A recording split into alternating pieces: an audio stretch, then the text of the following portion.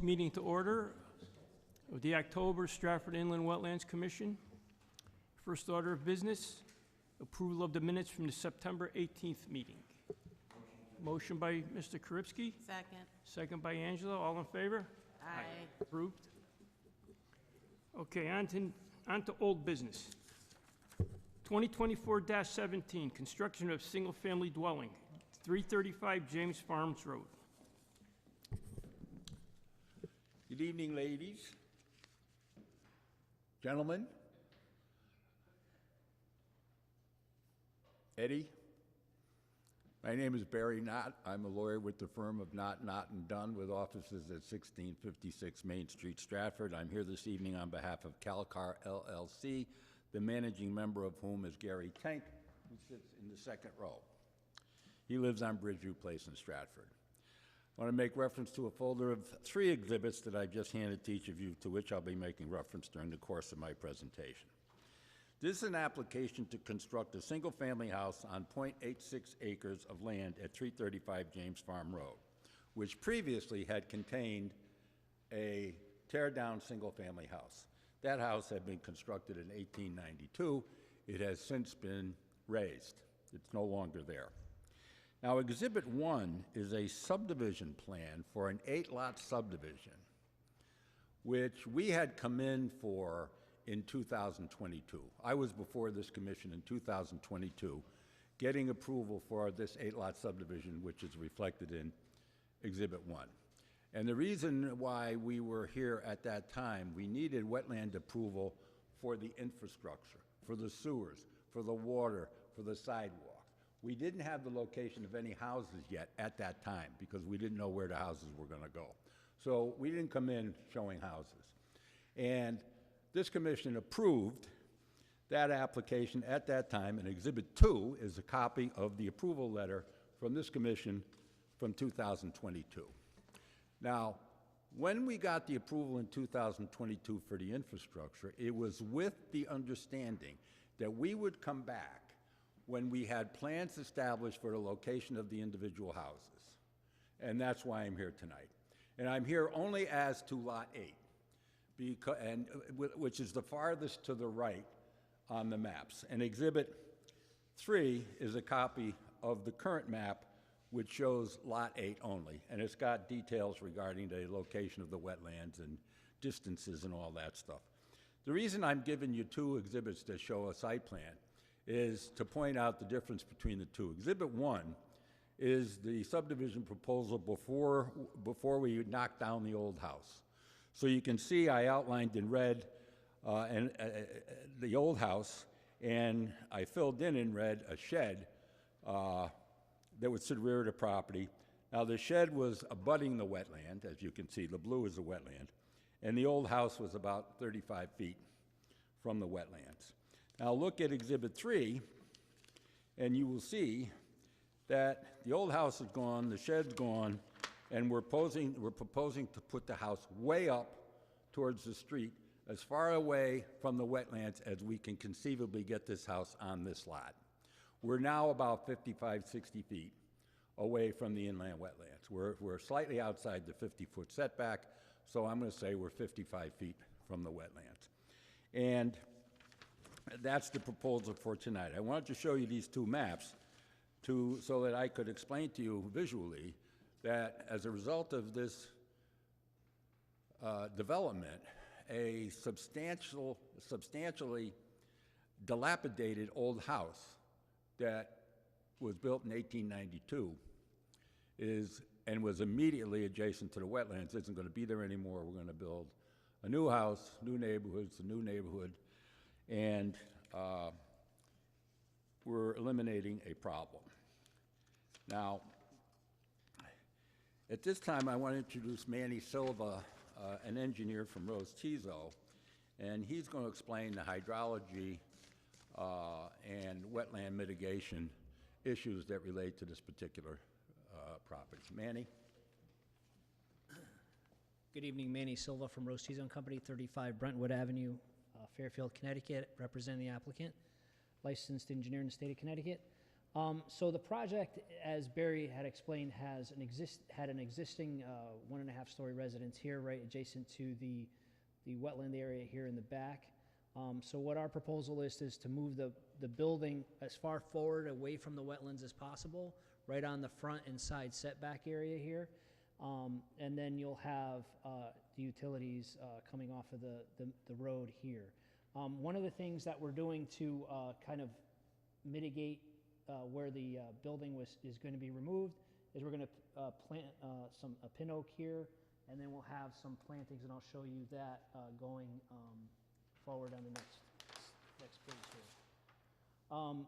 So drainage-wise, the site slopes from left to right, and then a little bit from the street towards the back here.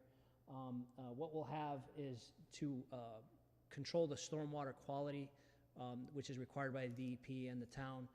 We are required to have at least 2 Coltec units, which are underground units that collect the water, cool it down, and help it infiltrate. What we're doing was we're doubling that. We'd only require 2 Coltec units, and we're putting in 4, which is so the required is 79 cubic feet, and we're providing about 316 cubic feet, so more than twice the amount. And then we have some mitigation here in the back with some plantings that's detailed here in the bottom left-hand corner. And you can see here is where the connection from the roof leaders and the driveway go into the 4 Coltec units here. And then the overflow is basically a little pop-up thing that's going to be in the grass. You're not even going to be able to see it until the units actually overflow. It'll pop up a little almost looks like the drain on your bathtub. It pops up and it leaks out the water a little over land and then out to the right there. Again, here's our details of the Coltec units, which are going to be underground. And then during construction, we have a soil and erosion control plan, obviously to control and protect the adjacent wetland areas during construction. What we have is a silt fence barrier here, backed with hay bales, because it is kind of, it's not a very steep slope, but there is a slope going down to the wetland. So we're going to protect the wetlands with a silt fence that has a hay bale barrier behind it, so it structurally stands up even during high rainstorm events. We'll have a anti-tracking pad where the proposed driveway is. That's to help knock off any mud or debris that's on the wheels of the construction vehicles going out to the street, so we don't track any mud or debris out into the road. And then I think for this project, we have a topsoil pile or a soil pile area here which is wrapped in a silt fence also, so that any soil that's being stored on site, if it rains during construction, won't wash out of that pile. And I think I'll wrap it up. Thank you. Have a good one. Thank you. Yep. Are there any questions, Manny? Yeah, quick question. With the property that old, there probably wasn't any septic. Was there a well? Actually, there are sewers. On the property? There are sewers there. 2 wells? Oh, There are sewers there, believe it or not. okay, so you're going to be hooking into public water and public sewers? Yeah. So the old facilities, you're going to clean that out and bury it, or how is that going to work? So when you abandon sewers in place, you don't abandon sewers in place. The pipe's going to be ripped up. The pipe is going to be removed for the lateral, and then Right. a portion of it, and then we're going to lay out a new lateral from the building into the street. The old lateral is probably some kind of vitrified clay or something like that. It's not going to be reusable. So, Okay, yeah, so there's no septic systems, there's no well to deal with. right, okay. So it's just a reconnection of a sewer lateral and the water main. Joe, did you have a question?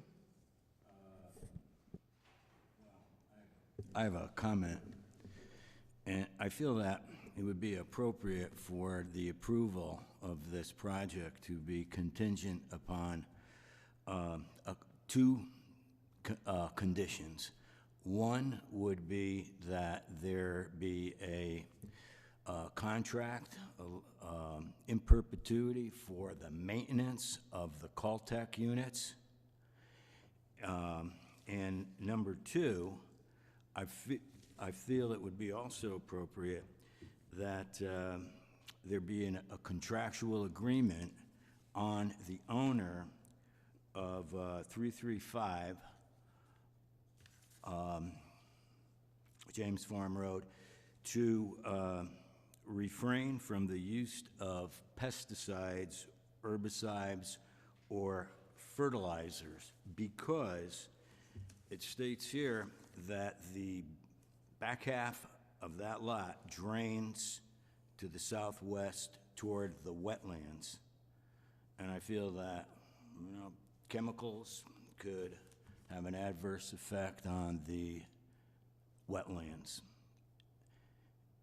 And it is the commission's job to protect the wetlands.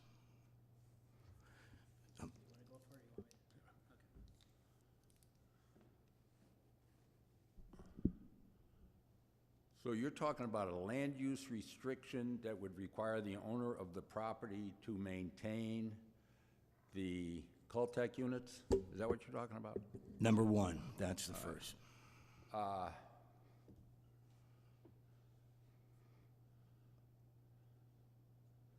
mean, I'll defer to town council. However, my initial observation is, without a very specific definition of maintain, a document like that is going to be impossible to enforce. And until a problem arises, it isn't going to be enforced anyway, because nobody's going to know about it, about a document that's on the land records. So, but I'll defer to Pat. That's just my opinion. And it will mitigate against the value of the property. Anytime there's any kind of restriction on a piece of property, it affects the value of the property. And whoever buys this house 30 years from now is going to have a problem in the backyard. They're going to fix it. These are not going to be inexpensive houses. As far as the pesticide thing is concerned, I mean, I don't know who uses pesticides now anyway. Are they used? Kelly? Oh, yeah. Yeah, homeowners for sure. Oh, yeah? Yeah. Once again, how would you know? If the wetlands suddenly became non-functional as far as life forms, Okay. We could also kind of look at it as somewhat of a conservation easement, because that's something that we would include in conservation easement language. It is in conservation Yeah. easement language. Yes, it is So in it could be conservation like a light easement. version, just a suggestion. To be a one-paragraph conservation easement, essentially? Can I suggest something? Yeah. Yeah, so in other towns, what I've done is we have a maintenance agreement or a maintenance plan on the plans itself. What I do is I put it in a letter that the owner signs, and then we file it with the wetlands agency or the land records that shows that the owner is to do the maintenance per its schedule. It's what we do in other towns. As far as, I could probably include in there about the pesticides and the, I think you're talking about mostly what, the fertilizers, right? fertilizers, herbicides, pesticides, Right. anything that would leach with the groundwater or surface water after a rain and Right. filter into the wetland and poison it. Right, so what I can do is I can add a document where the owner signs to agree to the maintenance agreement that's on the plans themselves. And then in addition to that, the pesticides and the herbicides, and, we'll have them sign it and file it with the, either with Kelly or with the town clerk prior to a CO. We can do that. Also on the issue of the Caltech, let me approach it this way. What is the purpose of the Caltech? So the purpose, there's two purposes to it. Number one, the primary purpose is to clean up any, this water quality. It's a water quality volume that we're holding. So any oils or debris or grit that's in the actual runoff coming off the driveway or the roof, which the roof is not going to have much, gets trapped in those Coltex underground. And then any of that water, instead of running, so if you had that water with any kind of oils or grit just running off into the wetland, adjacent wetlands, it would impact them. This way, we hold that water in the Coltex system, and then that water is infiltrated into the ground, cooled off, and then recharges the groundwater, and then that feeds the wetlands through the groundwater versus a direct discharge into the wetlands from surface water. Well, the discharge from this house is at least 55 feet away from the wetlands. Well, there won't be, so. What are we talking about here? I don't understand. It's 55 feet away from the wetlands. So you're telling me that water needs to be cleaned between a roof and a wetland over 55 feet? I don't think so. 55 feet, maybe from here to the corner of this room. There have been wetland pools in this town in which I've been involved where we've gone within 10 or 15 feet from a wetland with proper engineering and technology. But here, this is a single-family house that's as far away from the wetlands as we can get. I'm not going to disagree with the council, but we are providing the, yeah. This is, are we still on the Caltech issue? Yeah. Okay, so let's stay with the Caltech before we move on to the possible chemical restriction. So we had a representative from Caltech before the commission, and he said that the only way to ensure that the Caltech system is gonna work after it is installed is through the proper maintenance and corrective action should there be a problem. And without that, you're not going to have the filtration and you're not going to have the stormwater management. Correct. So the majority of this runoff is from a roof, so it's not going to have a lot of pollutant load. So the Coltex probably won't need to be maintained for a long time. But that someone should monitor it, yes. And then so that's why I think that a document that ensures that the owner is aware of it, and then that is put with either staff or on the land record so that it's ensured that you know that they were aware of it. Go ahead. Before we start talking about things that are signed by the owner and going on the land records, you can put the details of this gentleman's request and call them out on the plans. Right there. And that solves the problem. Now, you're gonna have to provide Kelly with the new plan showing the call out, but there's no reason why this thing can't be approved tonight, subject to them providing you with this information if it's satisfactory to everybody. And with respect to the pesticides, we will put a conservation easement on the property, similar to the one that Kelly and I just discussed, prohibiting pesticides. But we really need to get this thing approved. I don't have a month to negotiate language regarding what maintenance means with Pat. The maintenance required for Caltech has been outlined by the by the manufacturer of the Caltech. They made a maintenance schedule. You know, this should be done a month after installation, 6 months, a year. That's all been laid out. Yes, it's on the plans. It's on SP1 right here.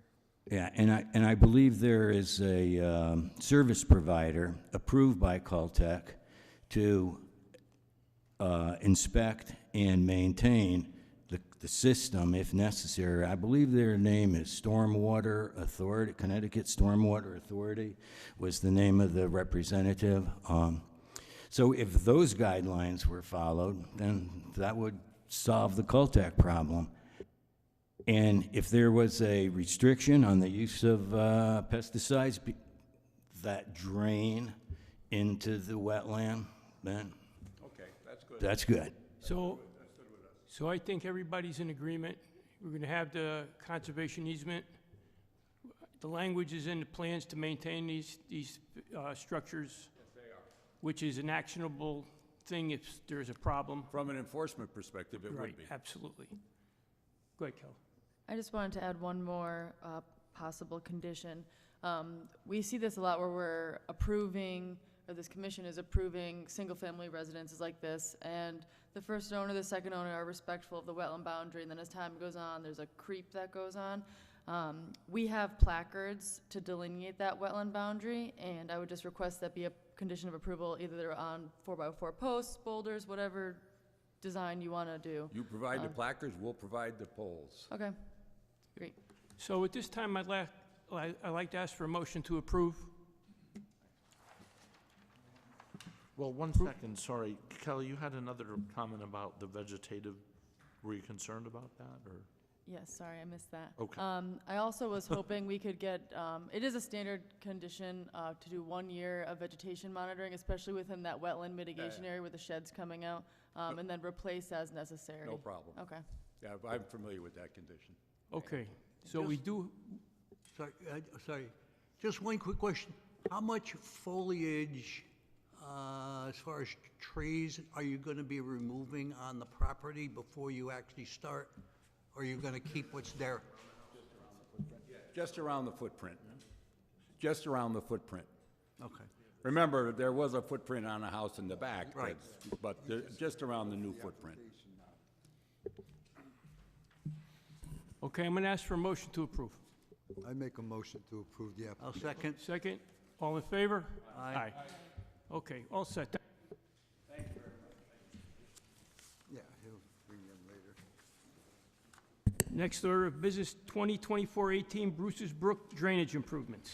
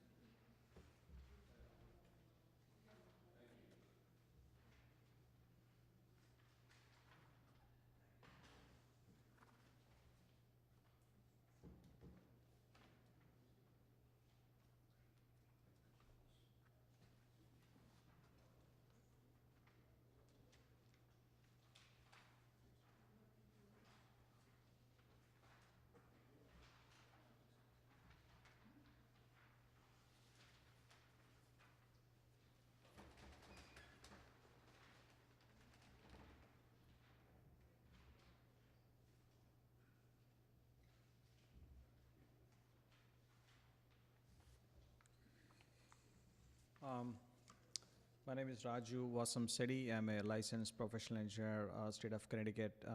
Work for Western Sampson. We are the design engineers for this project, and this is a town-owned project, Bruce Brook. So I was here last month and presented the project, gave you guys like a full overview of what's happening here. You guys didn't have the plans back then, and then back then. Kelly asked us to provide like a restoration plan, and we also had other comments from the town on few subtle things. So what you're looking at, the two sheets are the two plans that had changes from what we have submitted in the past. Everything else looks fine, but I'm just still going to go through the project briefly. I'm not going to talk about the history and stuff like that. Just to brief what changed since last time you guys saw this. So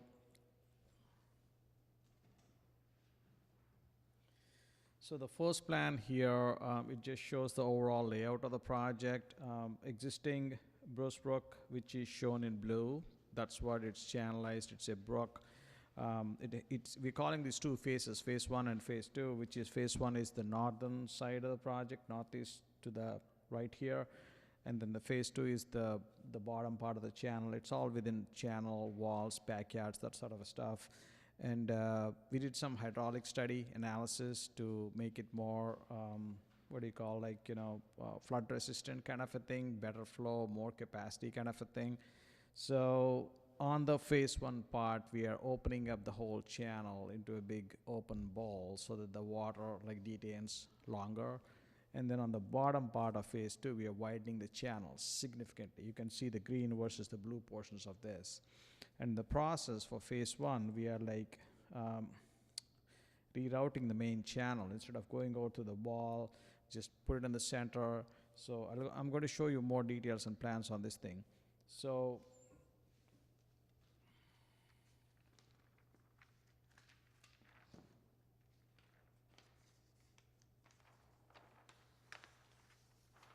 just to, again, brief overview, this is what the channel looks like. It's between the walls, concrete bottom. It has a small low flow. You can clearly see like it barely flows during a normal, everyday condition without a rain kind of a thing. For the downstream, you can see it's all channelized. This is way downstream beyond the McDonald's parking lot right there. So that's what the existing channel looks like right now. And when it floods, like when there is just even a normal storm, this is how Barnum Ave looks like. It just backs up, everything backs up. So it clearly shows the capacity of the channel right now. It just backs up, overtops the roadways and the whole intersection, Bow and Barnum Ave, pretty much like it looks like this. So what we're trying to do is relieve this. We're not talking about 100-year flood kind of a solution, but definitely better than what's out there right now within the limitations of the project. So the first phase, which is this phase, what we're talking about, the plan in front of you has these changes. What we did compared to last time is we pulled out the grading a little bit, so it's a much wider ball. And the idea is in the middle, we're going to have a low flow channel. I'm going to show you a cross section in a minute. We're going to have a low flow channel and a wider channel, just like how you saw in the pictures, like it's going to have a certain width. And then as it pans out, it's going to have a very gradual slope at, a foot of elevation difference. And that's where we are trying to put some restore, like create wetlands kind of a thing. And we're calling specific seed mix, wetland seed mix, all those kind of things. And then it gradually goes up. Kelly this afternoon gave us some comments. I'm going to go through those things. I'm going to answer some of the questions you have. But this is the subtle change we had. We added a fence that we didn't show last time. We also moved the plants around and stuff like that. So very subtle little changes. The impacts overall didn't change much when you talk about the numbers. And for phase 2, nothing changed since the last time we submitted this. So phase 2, pretty much, we are widening the walls on each side in locations, depending on where the houses and stuff are. It's going to be much wider.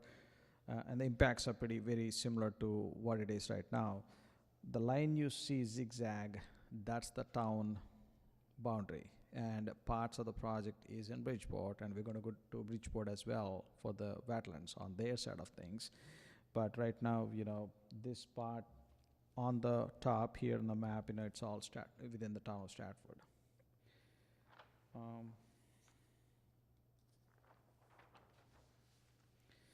So here are a couple of cross sections, what you're seeing. So we have a low flow channel right there, right in the middle. This is the narrow widened part in the first phase.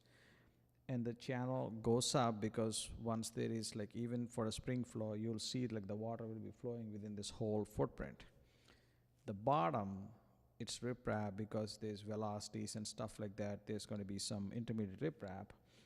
The idea is to put a natural stream bottom. That's one of the comments that Kelly had, is to have natural stream bottom that looks like the rest of the channel. It has strategic round boulders and stuff like that. That's what it's going to look like in the big picture, because even DEP, we have a DEP and Army Corps permit to go through. They will also suggest the same thing. And as we go up the slope on the cross sections, that's where you see the first 1 foot. We are going to have some wetlands created in that 1 foot section. And then as you go downstream onto the widened channel part, it's going to be pretty much the walls, just like how it's looking like right now between the walls, except it's a wider channel. There's going to be riprap on the bottom because of velocities, and again, a natural stream bottom with rounded stones and stuff like that.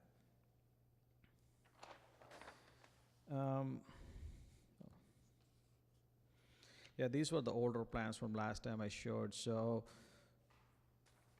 generally, so that's what the entire project is at this point. I have the numbers and things like that listed on the two plans we submitted with the wetland impacts, the watercourse impacts, and also the wetlands we are creating. The second plan we provided, it's the wetland restoration plan. And then I'm going to quickly go through the comments and your questions, and I'm going to discuss, and I'm going to read out loud. So one of the comments, the first comment Kelly had, she said, is there a way to incorporate a more natural substrate such as a rounded river cobble even in select areas? And the answer is yes. Pretty much there's going to be riprap, but the plan is to have a natural stream bottom which consists of the rounded riprap stones just like the rest of the channel. Pretty much that's what the comment said. You know, you understand some intermediate riprap will be required to handle the velocities. If there's a way to incorporate more natural substrate, yes, we are going to have a more natural substrate on the main channel. The second question, do we have a need to install a 6-foot chain link fence on the northwestern bank of the new stream alignment? I know John answered the question to you this morning. We talked about it back then because there are people throwing stuff over from the parking lot up here because they can just simply walk in, and there's like, right now I have a photo that shows like tires, tons of tires in this pile here, like people are throwing trash over kind of a thing. So we felt the need for a 6-foot chain link fence, and that's what is shown on the plan here. Next question, we may have discussed this already, but what you're asking is to provide a bit more sinuosity to the phase 1 reach of the stream, just to provide a bit more of a natural meandering system and maybe assist with velocities. What I feel is you're putting natural stream bottom, and this contains some fines, some rounded stones and all those kind of stuff. In the course of the action, a natural sinuous stream is going to form by itself when you put some sort of a fines in there. So the channel, what we're showing here in the middle with a nice fine line, that's going to meander itself on its own. That happens naturally all over the place when we do stream restoration projects, bridge projects, stuff like that. So that's what I feel is like it's going to happen naturally, and we don't need to specifically show it on the plan because it's going to change its course within what it's looking like. So that's my response to that thing. Next question, what will site access look like as far as future monitoring and maintenance of this area, so to remove the stuff?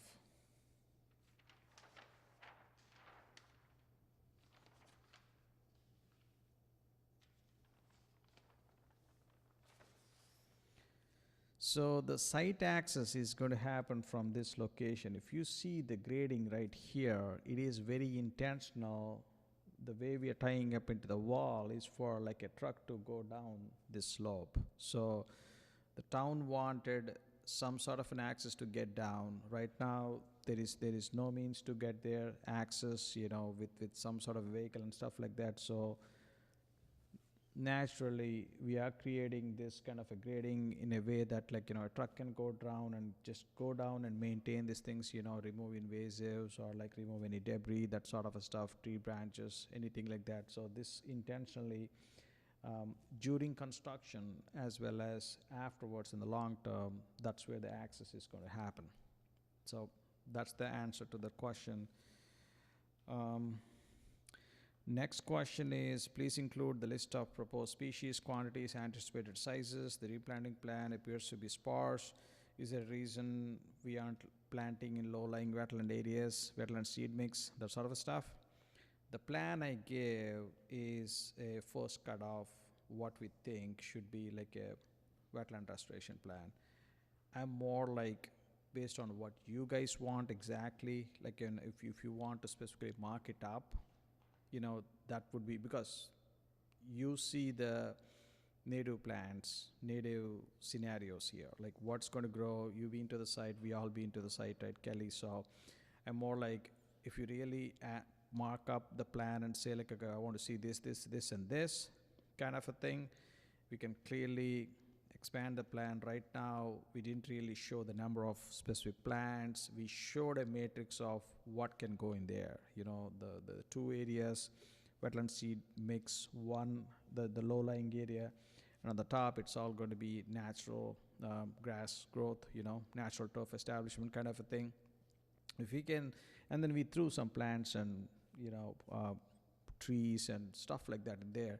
If you want to specifically say, I want to see this, we're going to clearly show that. So if you don't mind marking that up, I mean, I can submit it as like a revised plan. The last comment here, it says, is there a site restoration monitoring plan to include the management of invasive species? You would like to see at least 3 years of monitoring for vegetative success. We can put something in there for monitoring for the next 3 years. I mean, if John, what do you think? Yeah, we think that's a good idea. We haven't done 3 years before, but let's try it. We need it, probably. Our only concern would be that we would have a grant that's funding this project, and that grant would have a timeline. So we would probably want to, maybe we could do 1 year and then maybe a 2-year maintenance bond or something to hold over the contractor to keep coming back. But that way we can make all our expenditures within the time period of the grant. I mean, I've seen 3 years for like bonds and stuff like that. 3 years should be fine. Yeah, we're good with that. You know, yeah, okay. So those are the responses to Kelly's questions, and based on what she marks up, I'm going to give a revised restoration plan, and then also a monitoring plan with these specific notes and things like that, like for the next 3 years, that sort of stuff with the condition, you know, what John mentioned. With that, we would like to open it for questions. Any questions in particular? Questions, commissioners? Yes, sir. Yes, Mr. Chairman. Sir, thank you for an excellent presentation. I have a comment and 2 questions. First of all, I think that the natural stream bottom is an excellent idea. And for a couple of reasons, which I won't get into. Also, what will be the height of the sides of the concrete channel?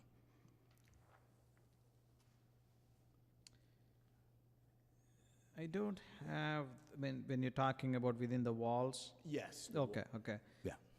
It kind of varies around like the 5 to 6 foot. I mean, I don't have the exact number with me right now. We ran models and we have Sure. information and stuff. We have cross sections, more cross sections. Approximately 5 to 6 feet. What you're looking at, if I had Okay. to pick a number, I see. 5 to 6 pretty feet. much that's what this is. You're looking at approximately 5 to 6 feet, maybe some places 6.5, 7, but generally in that range. A good jump. And my last question was the acquisition of any private residential property required on this project? So, Yes, the Phase 1 project, the town actually has already acquired that land. There are 2 lots there we acquired from the city of Bridgeport several years ago for this project. And the balance of the Phase 2 project, every resident, well, not necessarily every resident, but many of the residents along the stream we will be acquiring additional 10 feet of permanent right-of-way for the drainage to be able to widen the stream. Thank you. Any further questions before I ask for a vote? Yeah, just one quick question. When Phase 1 takes place, the tree warden has to mark the trees that are going to be removed, okay? when those trees are removed, are they going to be stumps and roots pulled out as well, the whole? Yeah, yeah. John just marked up an additional plan for me to specifically show which trees will be removed. Some of the trees that we're showing are to be removed were from really, really old survey. So I'm going to have on the plan specific trees to be removed. We are excavating a decent chunk of this place. I mean, we are like going down by decent part to make it a bowl. So everything, when we start excavating and regrading, all of the stuff will be removed. Very good. Okay, so I'm going to ask for a motion to approve. I make a motion to approve. Second? All in favor? Aye. Thank you, gentlemen. Yeah. You're all set. Thank you.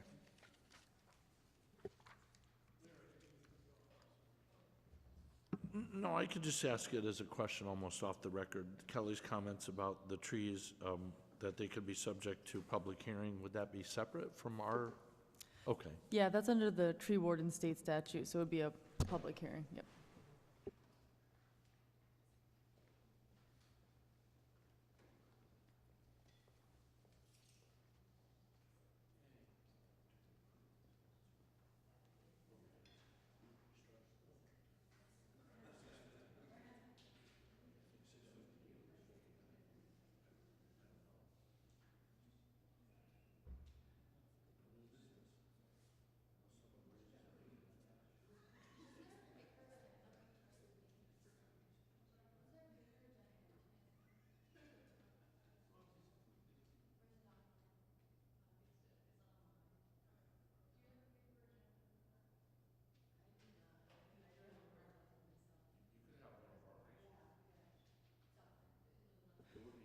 Yeah, it's available online, or, if you have trouble finding it, I'm in Public Works, so you can look up Public Works and just give me a call, and I'll guide you to it as well. Yep, you're welcome. There you go.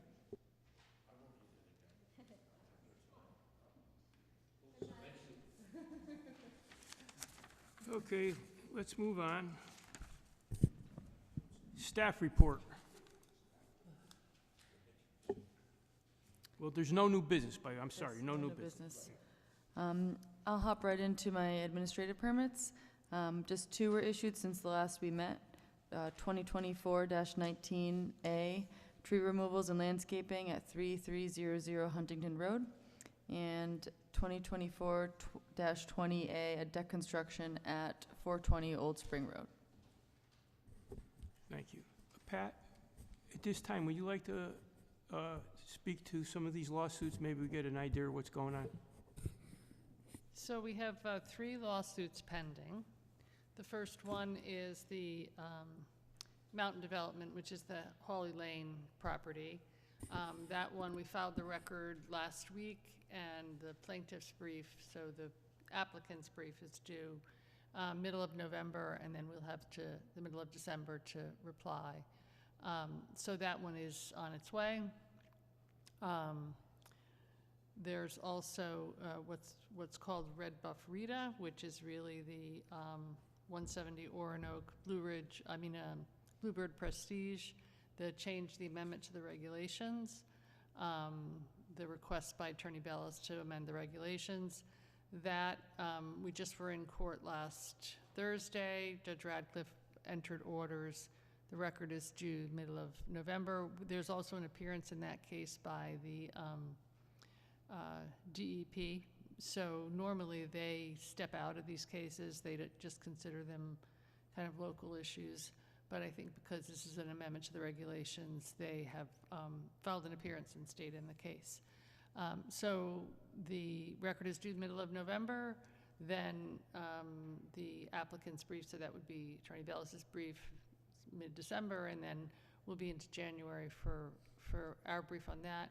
The Teakwood matter, it's filed, but it has not yet come on the court's calendar for scheduling. So I expect normally what happens is every month the court has a it's like the first or second Thursday, but it was last Thursday, so probably second Thursday, I guess, that they collect all the cases that are pending at that point and give scheduling orders, and then they're usually, what's called a 30-30-30 order to record plaintiff's brief, defendant's brief, and then reply. And sometimes, people ask for extensions or continuances, or there's holidays, or there's issues, or somebody asks to add to the record, but that's the general process. So I expect Teakwood will be on the November calendar, and then it'll be December for the record, January for the plaintiffs, and February for the defendant's brief. So that's sort of where we, summary of where we are in the cases. Thank you, Pat. Any questions for Pat at this time? Okay, thank you. Okay. Commissioners Forum, anybody have anything? Yes, Mr. Chairman. Question for Kelly. Kelly, I'm wondering, has there been any kind of a biological assessment of the wetland, that we just discussed over there on James Farm? Because one way to, be able to tell if chemicals are being used would be if there is a decrease in, the life, like fish, amphibians, life form, vegetation of that area. I think it would be great if there was a before and an after, because if we didn't do something before, we would have no basis of comparison to see if, chemicals were being used. Yeah, there's no in-depth biological evaluation. They did do just a basic watercourse and wetland delineation, which I believe was in your packet. But we can, I guess it's a little late to ask for some baseline data, but I can certainly snap some photos. I've already been out to the site recently, and it does appear to be a pretty high-quality wetland. But not a lot of standing water, but I can certainly snap some photos at a minimum, and they have latitude and longitude on them, on the actual timestamp, so it'll be helpful to determine where we are. I can do that. Yeah, like throw a net in there, see what species you get, and then so that if there was any issues, could throw a net in there again and say, look, everything is gone. I think that's going to be difficult at this point, right? Because we've already approved the application to ask for that much data at this point. Maybe we should keep in mind that might be something that we can do in the future. Just like a biological inventory and note the species that we have. And to set a baseline. As well-meaning as that is, and that's beautiful. I would love to do that. The problem is enforcement. It's impossible to enforce that. You can never prove they did anything like that. They just said, we don't know what happened. How are you going to prove it? I'm agreeing with you. I agree with you. I know from a standpoint, I would never stand up in court. I think there is potential you could, if we did get a decrease in diversity, but then if they were using like fertilizers, for example, there's some residence time in the soil and water, so you would be able to take some sample, but I think it would be difficult. It's very difficult, yeah, believe me. And we have no budget. But I agree with you. It would be a great thing. But I'm glad it's in the notes of the drawing, so there is something to go back to, like he said, which is very. And that's a good thing. I think it's a good thing that we did to impose the restrictions. I remember reading, and this was a few years back, but didn't UConn do a study on wetlands deterioration and some of the signs to look for? I thought there was something published by UConn. I'm not sure of that specific publication, but yeah, there's generally markers in wetlands when you're assessing them to look for degradation. Yeah. But Kelly, something like that, just out of curiosity, we're in the state of Connecticut. Wetlands maybe in the western half isn't the same as we would have, right? Is that correct? That's true. Every wetland, yeah, every wetland right. is different, but you're looking there are common signs. Yeah, you're looking for things like invasive species or evidence of any land disturbance, fill, and things like that. species diversity and stem density counts and stuff like that. So that's going to be standard across every wetland. Yeah, there's certain bioindicators that, certain species are very hardy and they'll live with a high level of pollution. There's others that are, especially amphibians, that are very sensitive and they'll be the first to die off. So if, we have them at the start and we don't have them at the end, it would suggest that something's going on. Again, to make it stand up in court, and that's I'm not a lawyer. Well, like, at And lea- I think everybody is making the correct analysis. It would be great to have it, but it would be difficult to prove. I do think that even just some pictures should be able to say, this is what it looked like before and what does it look like now, But I do think that the specifics would be difficult. well, I think, Joe, by mentioning it, at least they're thinking about it. They know we're thinking about it. So that might deter a lot of things, too. Right, and in this case, they did agree to put up the wetland boundary markers, so in my opinion, I think one of the biggest indicators is gonna be if we start getting that creep of the landowner starting to clear vegetation as you head into the wetland. I think that's gonna make it really obvious that something's changing. But from a chemical perspective, that's gonna be tricky. You know what, too? I'm just curious. We put the wetland markers, right? As you say, as time goes by, years go by. Has anyone ever, moved the boundaries back so they get more land? You know what I'm trying to say? The wetlands are determined based on soils, so if we had the inclination that someone was moving the markers, we could just dig a hole and determine really quickly if those markers were moved. And these things are on land so many Yeah. years. If I get a chance, where my brother lives in Fairfield over by Andrew Ward High School in Knapp's Village, there's a wetlands. It's called Knapp's Village Park over there, but they do have a wetlands. It's been there ever since I can remember, and I grew up there.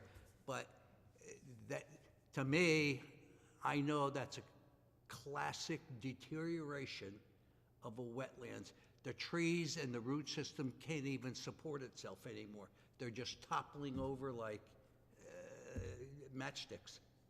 And if I get a chance, I'll take pictures so you guys can see some of the classic signs. I mean, this is, well, we used to ice skate there years ago, but now it's just, the trees can't even support themselves anymore. I'm sure that that a precedence has been set for what species to look for at different stages of degradation, because we're not inventing the wheel here. This has all been done, so. Larry, you have something to say? Yeah, no, just a question, again, off the record, whatever. The upland review area, he kept saying, well, we're 55 feet away. I got confused by that, too. I thought we had 100 feet, or? Yeah, in this area, we're 250 feet, but a lot, when they're going through permitting, when applicants are going through permitting, they're always thinking zoning, and zoning in Stratford also has a setback, which is not an upland review area, of 50 feet from inland wetlands and 75 feet from tidal wetlands. So they're often referencing that setbacks, which is why I try to get them to take it off of the plans completely when it comes to wetlands, because they boast about it, and it's like, well, that's not relevant to this commission. That's relevant to zoning. Yeah. All right, so I guess I'll ask for an adjournment. Motion to adjourn. Second? Second, all in favor? Aye. Thank you, gentlemen and ladies.